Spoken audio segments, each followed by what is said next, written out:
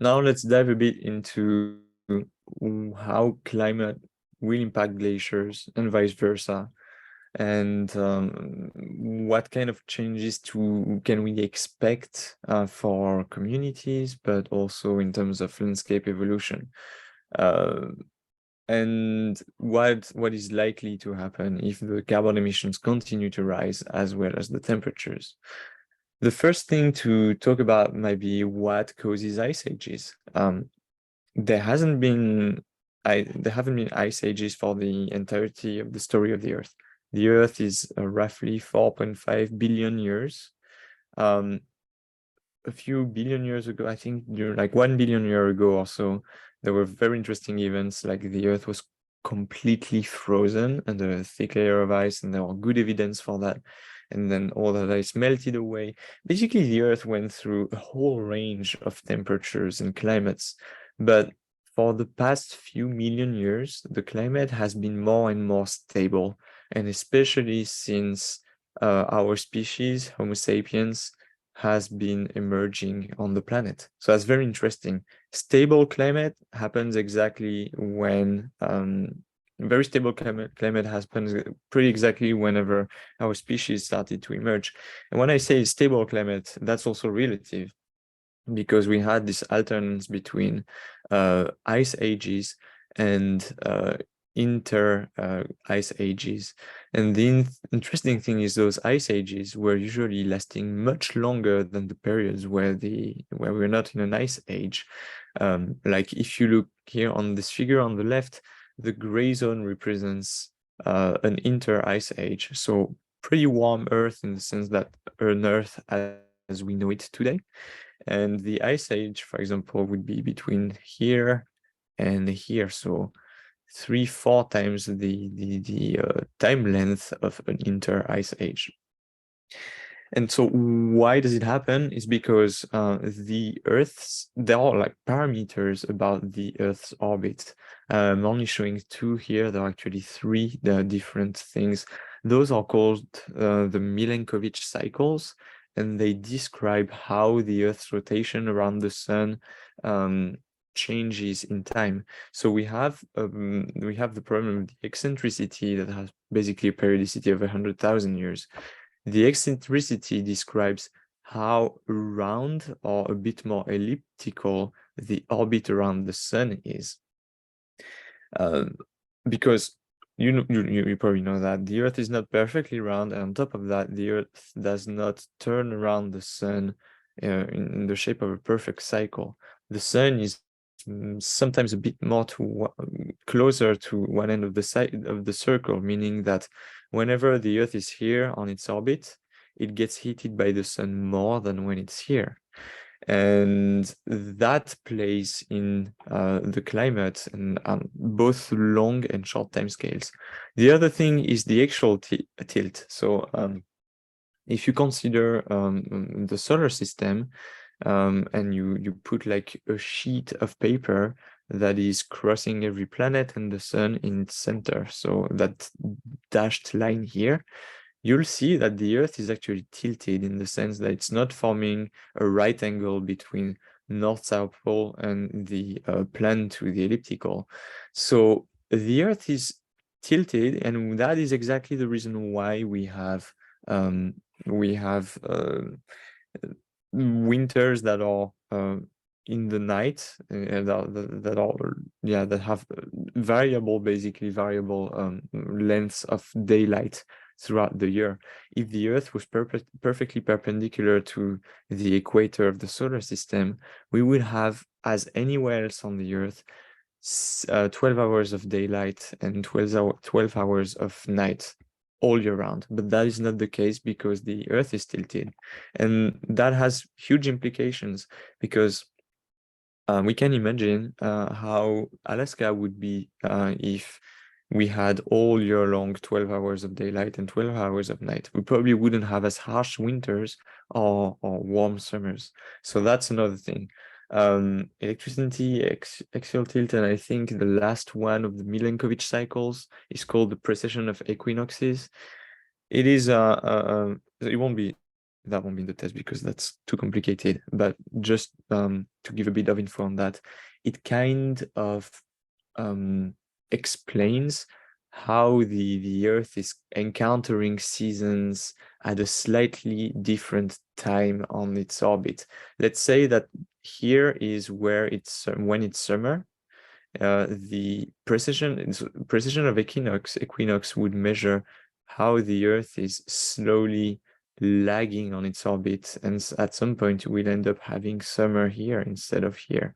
While the Earth is on its orbit and turning around the sun. Sorry, it's kind of a complicated process to explain, but basically those three parameters, the three Milankovitch cycles, the eccentricity, axial tilt, and precession of equinox, all have different periodicity. They all repeat at a different time, and because of that, we have a different amount of energy from the sun that reaches our planet.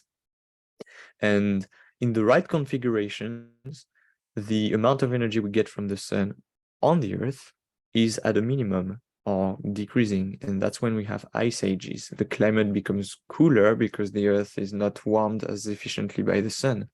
And when we are in the right combination of those cycles, the Earth gets more energy from the sun, so it gets warmer on the planet, and we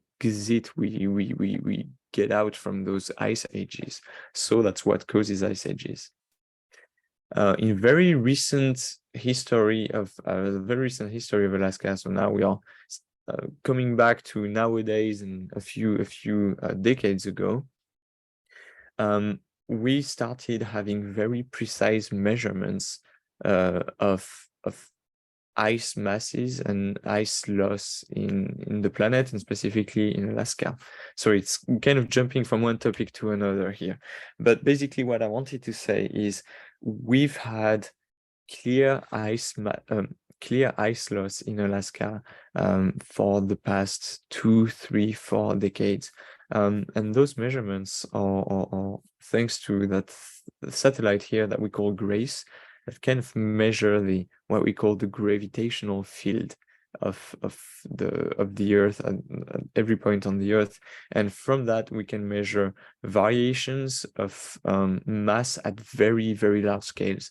And what this map shows is that Southeast Alaska, South Central and Southeast Alaska have experienced a lot of mass loss, and that mass loss is due to glaciers melting away, and that mass of ice transforming into water, reaching the ocean, being distributed all over the world.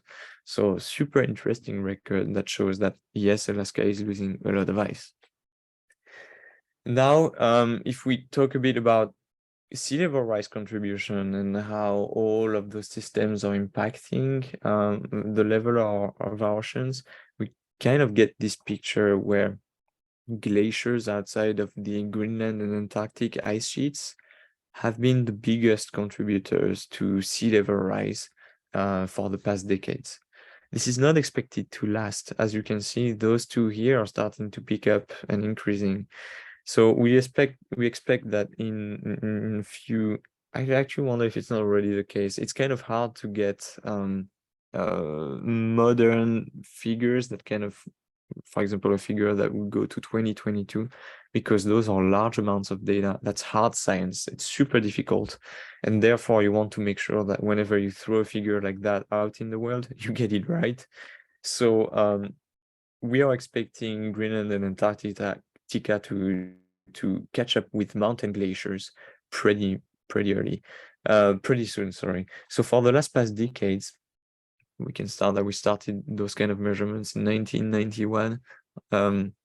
For the past decades, glaciers have been the biggest contributor to sea level rise in terms of ice contributors. I'm going to show you another picture talking about that.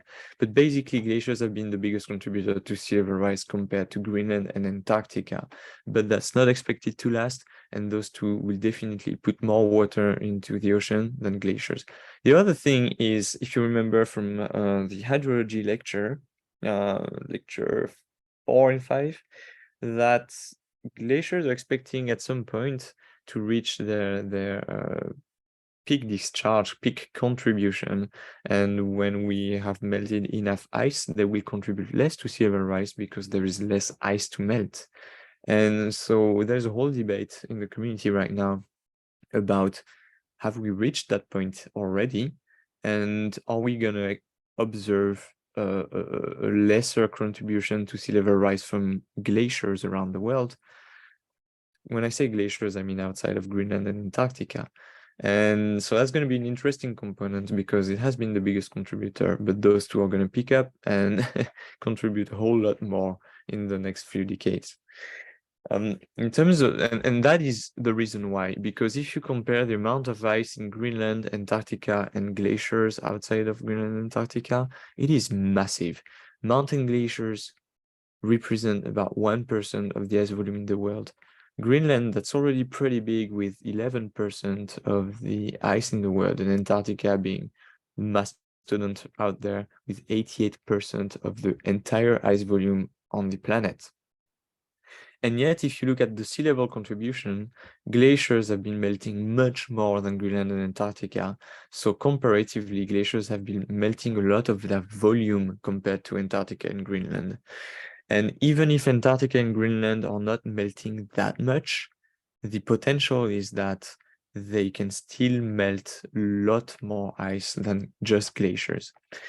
This figure is showing another thing here that's called thermal expansion. That's very interesting. So the molecule of water, H2O, takes more or less space depending on its temperature. And as the temperature in the oceans is warming, the molecule of water is expanding, it's taking more place. And so if you take all that water, basically water is inflating in the world because it's getting warmer. And that is a sizable chunk of sea level contribution, like 40% between between the 90s and 2010. So actually, if you count all of that individually, thermal expansion, so just the molecules of water taking more space because of warming, was the biggest contributor to sea level rise compared to glacier, Greenland, Antarctica individually. But then if you look at all that ice that is melting, so glaciers, Greenland, and Antarctica combined, well, you realize that this is more than the thermal expansion. It's more or less roughly 50% of sea level rise contribution. And out in those like glaciers contribution of those 27%, it's not a super cool thing, but Alaska is the biggest contributor of sea level rise for the glacier part of that. And it's expected to be the case for the next 100 years. So Alaska is a big melter. It's a big contributor to sea level rise in a way, because we do have a lot of ice here. So which types of glaciers are responsible for the most sea level rise in the past 20 years? Mountain glaciers, ice sheets, Greenland, or Antarctica? I'll leave you a few seconds to answer that.